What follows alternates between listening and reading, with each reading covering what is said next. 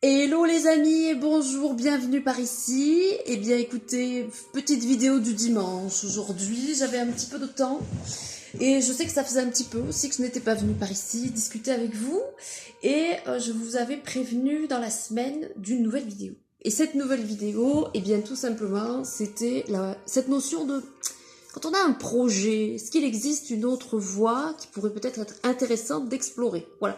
C'est ça que j'ai envie de vous, c'est de ça dont j'ai envie de vous parler aujourd'hui. J'ai envie de vous partager quelques petites astuces et puis un regard aussi comme d'habitude.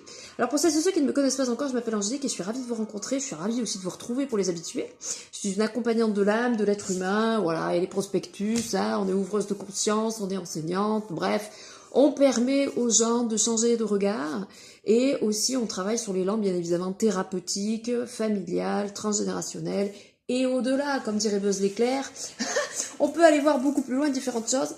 Et voilà, j'explore l'inconscient depuis quelques années maintenant et mon travail consiste à faire débugger l'inconscient, à déconnecter des programmes limitants pour vous permettre de réaliser tout simplement des projets.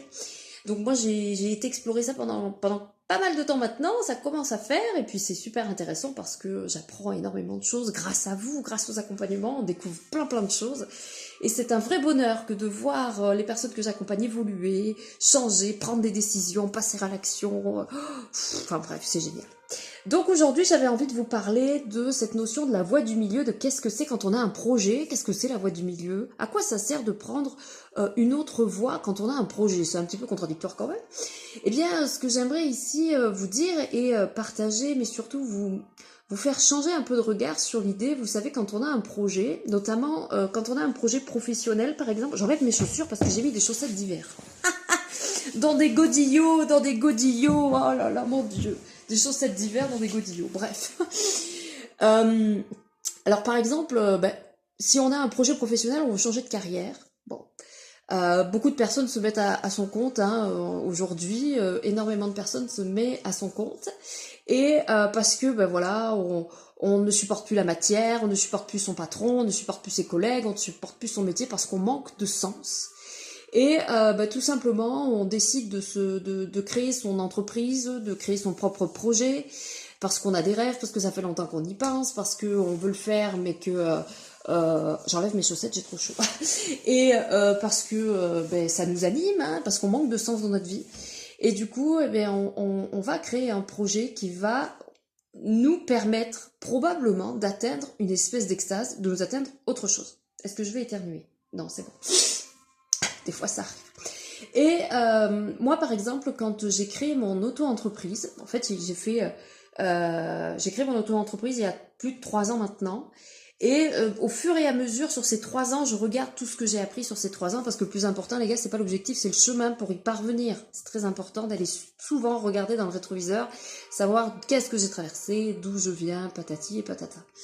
Et en fait, quand j'ai créé mon projet d'auto-entreprise, je me suis rendu compte que j'y suis allée, j'ai tout misé là-dessus. Vous savez, comme au poker, quand on a un jeu, on sait pas quel est le jeu des autres, on y va au culot, ouais, on essaie d'avoir un peu de respect et on balance tout ce qu'on a dans ce projet-là, dans ce jeu de cartes-là, mais on sait pas ce qu'il y a en face. Et donc, en fait, le truc qui s'est passé, c'est que j'ai énormément misé, je pense, sur ce projet-là. J'ai beaucoup misé sur ce projet-là parce que j'y croyais tellement, il y avait aussi peut-être une notion de foi, énormément de foi. Alors quand on a un projet personnel, professionnel, c'est vachement bien d'avoir la foi. D'avoir la foi, c'est vachement bien. Surtout quand on a énormément de gens autour de soi qui vous croient pas forcément capable d'eux, qui vous soutiennent peut-être pas forcément. Il faut faire preuve de vachement de courage, de témérité, Et moi, je me souviens, quand j'ai créé mon entreprise, quand j'en ai parlé autour de moi, déjà, c'était pas forcément emballant. Et je me souviens, mon frère m'avait dit tout de suite cette phrase incroyable. Il m'avait dit, oh, de toute façon, au pire, si ça marche pas, tu seras au chômage pendant 2 ans et après, tu pourras faire autre chose. J'étais là, je me dis, bah ouais, c'est cool, enfin, je sais pas, j'ai même pas commencé, que déjà, on voit ça dans la gencive. Et c'est rigolo parce que lui-même s'installe à son compte en ce moment. Et les gens lui disent, bah alors, ton projet, il a pas marché, alors qu'il est même pas installé déjà. Que déjà, les gens lui voient déjà en faillite. Donc je me suis dit, est-ce qu'il n'y a pas quelque chose sur le plan inconscient qui se passe quand même, quoi. Et Et du coup, c'est vrai que quand on a un projet, qu'on est sûr de soi, et surtout, il faut aller regarder aussi, par exemple, je vais reprendre cet exemple du projet professionnel parce que je trouve que c'est un très bon exemple. Quand on veut quitter un job soi-disant alimentaire ou salariat parce que ça ne nous parle plus du tout, en fait, c'est qu'on a un manque de sens. Et donc, on va se mettre à son compte parce qu'on a une passion, parce qu'on a un savoir-faire, parce qu'on sait faire quelque chose ou parce qu'on a envie d'aider les autres, tout simplement. Du coup, on va tout miser sur ça. Mais on va pas aller voir pourquoi déjà à la base on a quitté le premier métier. On va pas aller le voir ça. C'est dommage. Et donc en fait, on va tout miser là-dessus et on va tellement avoir la foi, tellement y croire, on va tout miser sur le projet. Et moi je me suis rendu compte que le projet, c'est comme dans les sketchs de Ragnar le Breton. Pour ceux qui connaissent pas, je vous encourage à aller voir, c'est très drôle. À un moment donné, il appelle un gars le projet. Et en fait, le projet, c'est une personne. Et bien là, c'est la même chose. C'est une personne. Votre projet, votre entreprise, le fait de vouloir faire le tour du monde, le fait de vouloir faire un voyage, le fait de vouloir vous engager avec quelqu'un ou de vouloir... C'est un projet. Et donc, on peut voir ça comme une personne. Donc, en fait, moi, mon entreprise, mon projet, j'ai tout misé sur lui, sur elle. Je lui ai dit, ben voilà, ma grande, on va tout faire ensemble pour que ça fonctionne. Tu vas être responsable de mon épanouissement personnel, de mon épanouissement spirituel, de mon épanouissement professionnel. Je mise tout sur toi pour que tu me fasses vivre, me fasses bouffer, me mettre en sécurité, me mettre en joie de vivre, me mettre dans la réussite. J'ai tout misé sur elle, un peu comme au poker, quand vous balancez tout votre attirail sur le jeu de cartes que vous avez. Et donc voilà, j'ai fait un investissement. C'est un investissement. Quand vous investissez dans un projet, c'est un investissement.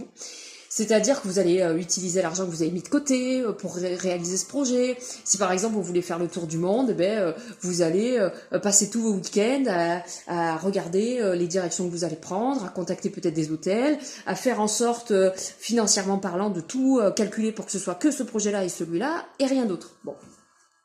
Alors en fait, quand on regarde un petit peu comme ça, qu'on se dit, bon, on mise tout sur celui-là parce que voilà, c'est notre projet de cœur et par moment, la spiritualité nous dit que si on focalise sur plusieurs projets à la fois, ça ne fonctionne pas. Donc il faut faire attention à ce qu'on entend. Parce qu'il y a une nuance, je vais vous expliquer. Donc en fait, quand on a un projet, qu'on va mettre focus sur ce projet-là, on va miser sur ce projet-là, on va surtout avoir beaucoup d'attentes sur le projet. Ça, c'est une deuxième chose. Donc la première chose, on va faire le listing et on va compter que sur son projet, celui-là et pas un autre. On va dire que ce projet-là va nous faire vivre, bouffer, tenir en sécurité, tout ce que je vous ai dit tout à l'heure. Ça, c'est la première chose. Et la deuxième chose, c'est que nous allons avoir, au final, de nombreuses attentes, puisque nous avons décidé, tout simplement, de faire une espèce de checklist de cette entreprise, par exemple, puisque c'est cet exemple que j'ai pris. Et donc, on va partir du principe que ça sera cette entreprise, mon projet, mon auto-entreprise, mon métier, mon savoir-faire qui va me faire bouffer, vivre, tenir en sécurité, blabla, machin. Donc, on va avoir de nombreuses attentes. On va vouloir atteindre beaucoup d'objectifs. On va vouloir, les 3 premiers mois, atteindre ça. Les 6 premiers mois, atteindre ça et patati patata. Donc, ça peut être une excellente chose parce que ça peut être très motivant et ça peut être aussi un énorme moteur. Sauf que ce qu'il faut pas oublier, c'est que quand on change de métier, on change de peau. Donc je reprends toujours cet exemple du salarié qui passe dans l'auto-entreprise. Et en fait, ce qui se passe, c'est que on va avoir besoin de faire changer notre mentalité. On va avoir besoin de faire changer des choses de manière intérieure pour que ça puisse se voir sur l'extérieur. Quand on est salarié, on n'a pas d'inquiétude à avoir sur notre salaire qui tombe chaque fin de mois parce qu'on a de l'argent qui va tomber chaque fin de mois. Donc on peut faire des projets. Quand on est auto-entrepreneur, on n'a peut-être pas forcément d'argent qui va tomber fin de mois. Des fois, on peut passer 1 mois, 2 mois, 3 mois sans avoir 1 centime en poche. Donc c'est de la débrouille. Et ça, tout le monde n'est pas capable de gérer ce truc-là. Il faut faire preuve de courage, d'audace, faut avoir foi en plein de choses. Il faut aussi se forcer à passer à l'action. Mais suivant notre éducation, suivant notre façon de voir les choses, suivant nos objectifs, on n'est peut-être pas forcément prêt pour passer à l'action sur tout. Il y a énormément de programmes inconscients liés à la réussite, passage à l'action, fait de prendre des risques, le regard des autres. Il y a tous ces programmes-là, et ce ne sont que quelques-uns, qui vont être là pour venir vous mettre au défi tout au long de votre cheminement pour créer ce projet, on va l'appeler le projet X comme le film. Tout au long de ce projet X, il va y avoir énormément de choses qui vont remonter à la surface, puisque en tant qu'individu, notre objectif, ça va être bien évidemment de tout faire par nous-mêmes, pour nous-mêmes. On va vouloir se réaliser pour faire plaisir aux autres, pour montrer aux autres qu'on est capable, pour montrer à sa famille qu'ils se sont trompés sur nous. On va vouloir se réaliser parce que on est dans notre famille, on est peut-être habitué à tout réussir, et s'il y a un échec, on saura peut-être pas le gérer, mais on s'en fout, on y va. En gros, on y va comme ça. On y va comme ça, on mise tout et on y va comme ça. Sauf que, en tant qu'être humain, nous ne pouvons pas aller vers, comment dirais-je, cette façon de faire, d'y aller en mode tête brûlée. Voilà, c'est ça que je vois le film Les Têtes Brûlées. C'est un petit peu comme ça. C'est-à-dire que c'est peut-être pas une erreur, mais c'est peut-être dangereux d'y aller de cette manière-là. Pourquoi? Parce qu'on appelle ça finalement un extrême. C'est-à-dire que quand on a un projet, de rester assis sur le canapé, de ne pas bouger, de ne faire aucune démarche et de ne faire que du papier et dessiner ses projets sur papier, c'est un extrême puisqu'on ne fait rien. Donc c'est un extrême dans le sens défavorable. Quand j'ai un projet de cœur, une auto-entreprise, que je veux me jeter là-dedans à fond, je vais avoir qu'une envie, c'est de tout démolir, de tout démonter, de tout dépasser. Donc je vais en faire peut-être, probablement si vous êtes comme ça, énormément, je vais vouer corps et âme dans ce projet-là. Donc je vais passer à un autre extrême, où là, je vais tout focaliser là-dessus, je vais oublier ma vie de famille, je vais oublier mon argent, je vais faire que ça, les clients, mon entreprise. Et je vais aller à un autre extrême. Et quand on regarde bien ces deux extrêmes-là, qui soient négatifs, défavorables ou positifs, favorables, ce sont des extrêmes qui engagent tout un tas de peurs. Parce qu'en fait, celui qui est assis sur le canapé et qui ne veut pas bouger, il veut créer son entreprise, mais bon, la flemme, je verrai demain. Ouais, mais là, je sais pas, parce qu'il y a l'autre en face, apparemment, il a aussi ouvert le même truc que moi, donc je sais pas trop si je vais le faire. Ça, c'est une peur sur l'engagement, une peur de la réussite inconsciente, une peur de faire mieux que les parents, une peur de dépasser le père ou la mère, une peur d'être le meilleur de la classe ou le meilleur de la famille. Ça, ce sont des peurs. Quand on fait dans l'autre extrême, et qu'on veut aller à fond, qu'on veut tout démonter, qu'on se met vachement d'objectifs, je fais tant de ventes aujourd'hui, tant de ventes demain, tant de publications sur Insta aujourd'hui, sur Facebook demain, patati patata, c'est un autre extrême. Ça aussi, il y a d'autres peurs qui sont associées à cet extrême-là. Parce que ces autres peurs-là, ça va être la peur de ne pas avoir d'argent, très souvent, la peur du manque, la peur d'être oublié, la peur de ne pas réussir. Tout ça, ça va être aussi guidé par des peurs. Donc que ce soit dans le moins, dans le plus, on est obligatoirement guidé par des peurs. Et au milieu, il y a peut-être une voie qui existe. La voie du milieu qui peut peut-être nous permettre justement d'y aller dans ce petit de projet, si je peux me permettre, sans être vulgaire, d'y aller dans ce petit de projet. Mais d'y aller de quelle manière? Certainement pas d'y aller blindé de peur, mais d'y aller blindé de ceinture de sécurité. On y va en parachute, le casque, avec plein de ceintures de sécurité. Pourquoi? Parce que quand, par exemple là, dans cet exemple d'auto-entreprise, le salarié qui veut créer son auto-entreprise, à la base, il veut créer ça pourquoi? Pour s'évader, pour retrouver du sens dans sa vie. Parce que son entreprise ne lui plaît plus, l'entreprise pour laquelle il travaille ne lui plaît plus, son poste de salarié ne lui plaît plus. Il a un projet, il veut faire ce projet, mais ça ne marche peut-être pas forcément, ou alors ça engage de nombreux risques. Et lui n'est pas prêt à prendre de risques. Pourquoi? Eh bien, tout simplement parce que nous sommes des êtres humains et que nous vivons dans la matière et que la matière nous dit sans cesse que nous devons vivre l'expérience. Nous sommes des êtres énergétiques qui venons sur Terre vivre une expérience. Ça, c'est fondamental. C'est, je pense, une évidence propre, je dirais. Et non pas l'inverse, c'est-à-dire non pas un être humain qui veut s'extirper de la matière pour aller vivre dans les étoiles, parce que ça n'a aucun sens. C'est plutôt dans l'autre sens qu'il faut fonctionner, qu'il faut voir les choses. Et donc, en fait, qu'est-ce qui se passe? Eh bien, dans la spiritualité, ceux qui sont peut-être passés à côté, on nous encourage à passer à l'action tout le temps. Alors, on va travailler son énergie du masculin pour passer à l'action parce que, oulala, j'arrive pas à me réconcilier avec mon masculin, gna gna machin.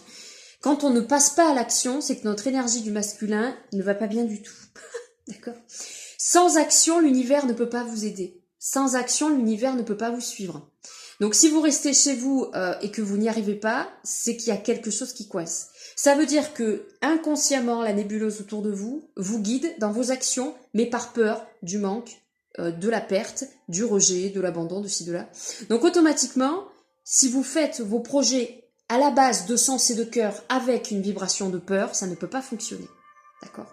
C'est-à-dire qu'il va y avoir des interférences sur la fréquence radio.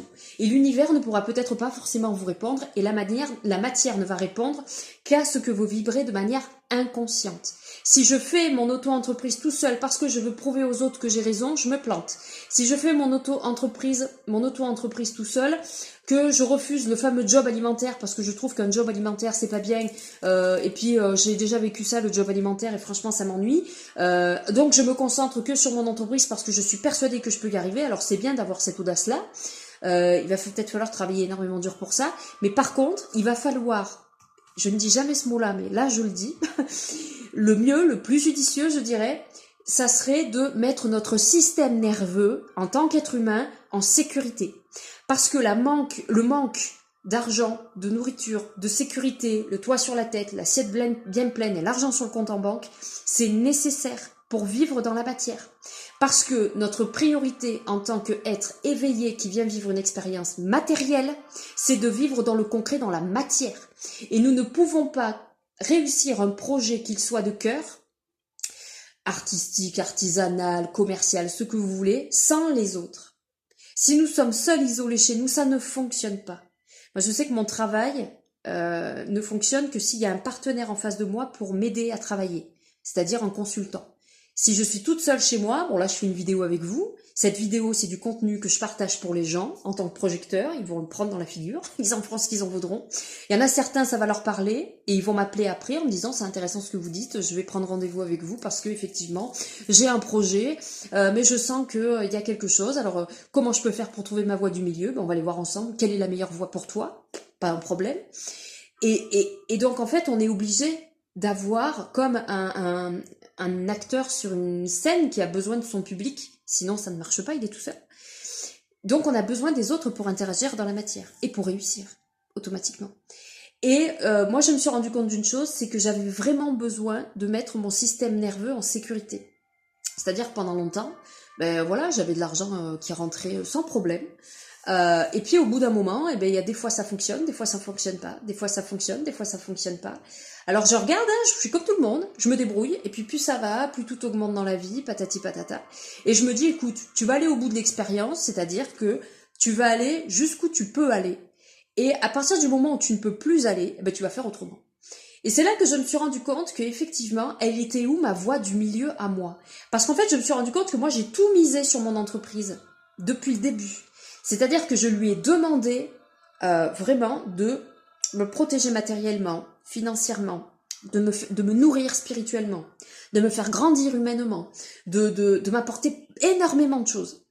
Et je me suis dit, je vais me mettre à partager tout ce que je sais. Vous voyez bien, par la chaîne YouTube, il y a énormément de vidéos qui ont été partagées, énormément de contenus tellement riches qui ont été partagés pour vous. Vraiment, voilà, ça a été donné comme ça, c'est cadeau, c'est pour vous.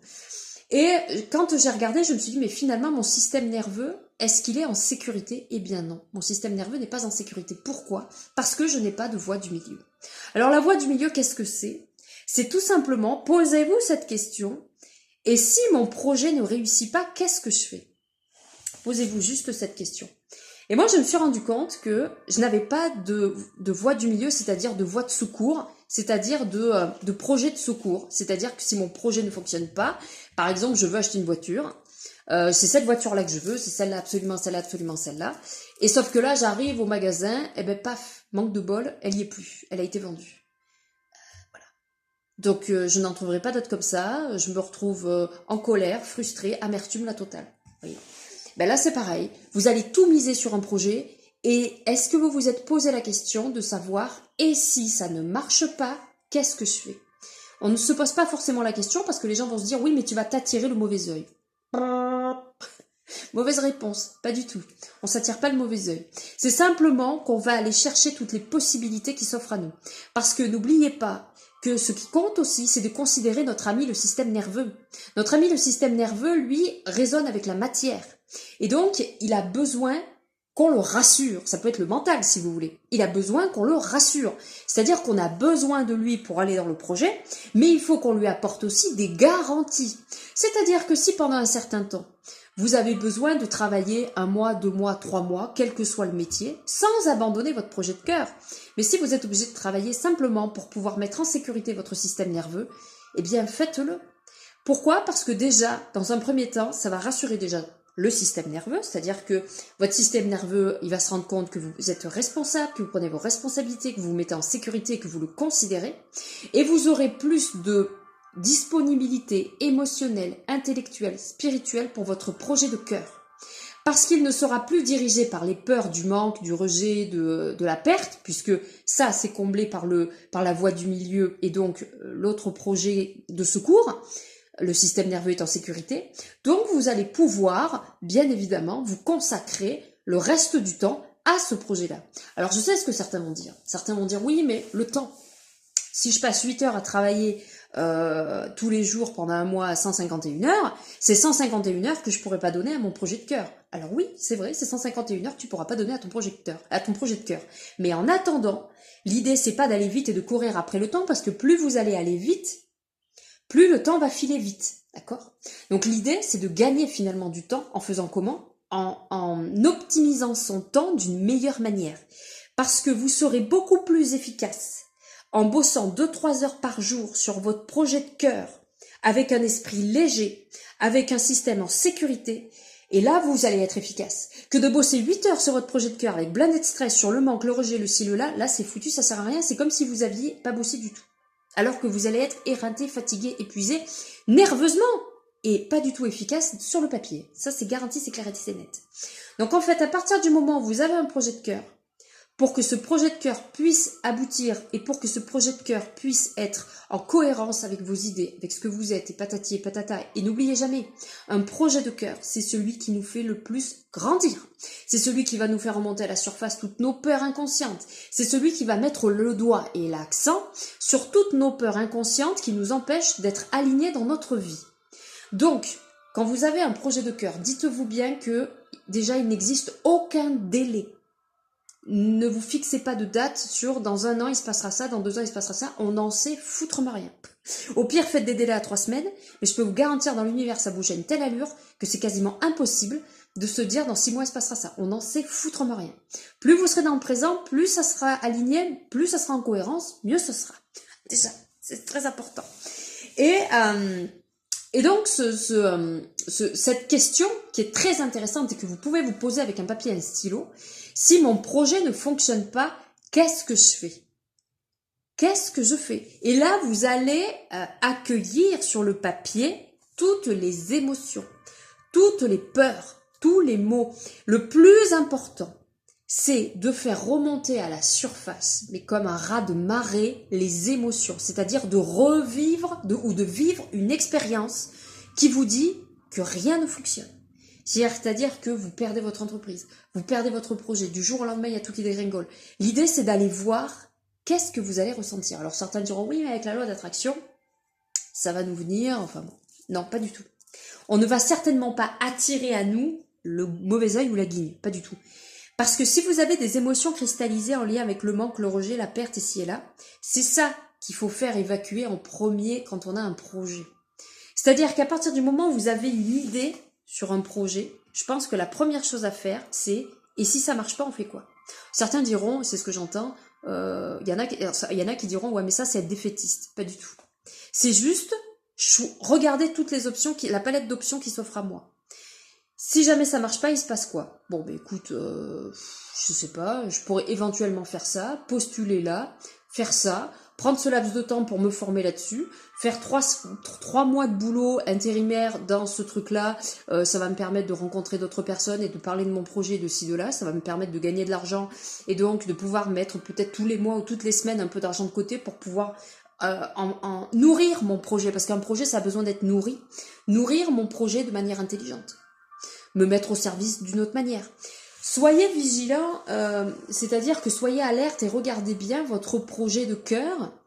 Est-ce que vous êtes sûr que dans la matière, il ne peut pas d'ores et déjà être mis en place sur un métier salarial qui résonnerait sur la même fréquence, sur le même projet, sur la même vibration, sur la même intention? Regardez. Moi, je sais que c'est comme ça que j'ai fait. Ça m'a ouvert beaucoup de possibilités, en fait. C'est assez intéressant. La chose la plus prioritaire à comprendre ici aujourd'hui, c'est que nous sommes des êtres de matière. Nous vivons dans la matière et notre priorité, c'est notre être matière. Notre spiritualité se met à notre service en tant qu'être matière et non pas l'inverse. D'accord? Donc, la chose à faire en priorité, c'est mettre notre système nerveux en sécurité. Matériel, financière. Toit sur notre tête, assiette bien pleine, argent sur notre compte en banque, c'est la priorité. Deuxième chose, notre projet de cœur. Si ça ne marche pas, est-ce que j'ai une voie du milieu? La voie du milieu, c'est quoi? Qu'est-ce qui va me permettre d'être en sécurité? Quelle est la chose que je peux faire? Je regarde les diplômes que j'ai, je regarde les contacts que j'ai autour de moi, je regarde quel métier je peux faire à côté de chez moi et patati et patata, comment je peux m'en sortir? De manière toujours la même chose, à mettre notre système nerveux en sécurité pour pouvoir être disponible le plus possible, même si ça n'est que 20 ou 30% ou 40% pour notre projet de cœur, on sera beaucoup plus efficace à 20 ou 30% avec un système nerveux en sécurité et un esprit apaisé que l'inverse. C'est-à-dire que je vais avoir un système nerveux qui sera en totale alerte, dépensé à 100% dans l'anxiété par manque d'argent, et là je vais courir dans tous les sens et je serai totalement inefficace. Donc veillez à ça, réfléchissez à ça, reposez le pour et le contre. Écoutez, si vous avez besoin, n'hésitez pas à venir me voir. N'hésitez pas. Vous pouvez prendre contact avec moi pour qu'on puisse voir ensemble qu'est-ce qui est possible pour vous, les amis. En attendant, c'était un vrai plaisir pour moi que de partager avec vous ces petites astuces sur cette fameuse voie du milieu. Parce que la voie du milieu nous permet de sortir de ces deux extrêmes, favorables, défavorables. On y est un petit peu dans les extrêmes en ce moment à la télé, n'est-ce pas? L'idée, c'est de trouver la voie du milieu, d'accord? On verra ce soir la voie du milieu où elle en est. Et du coup, c'est très important parce que ce qui est primordial, c'est votre système nerveux, c'est-à-dire en tant qu'être humain, me sentir en sécurité. Si votre priorité c'est la liberté, c'est la liberté. Si votre priorité c'est la sécurité, mais ça peut être aussi les deux. Voilà. Prenez bien soin de vous les amis. Pour celles et ceux qui ont besoin, angéliqueaccompagnement46@gmail.com. N'hésitez pas à aller voir mon site internet angéliqueaccompagnement46.fr. Je vous dis à très bientôt pour une prochaine vidéo. Ciao.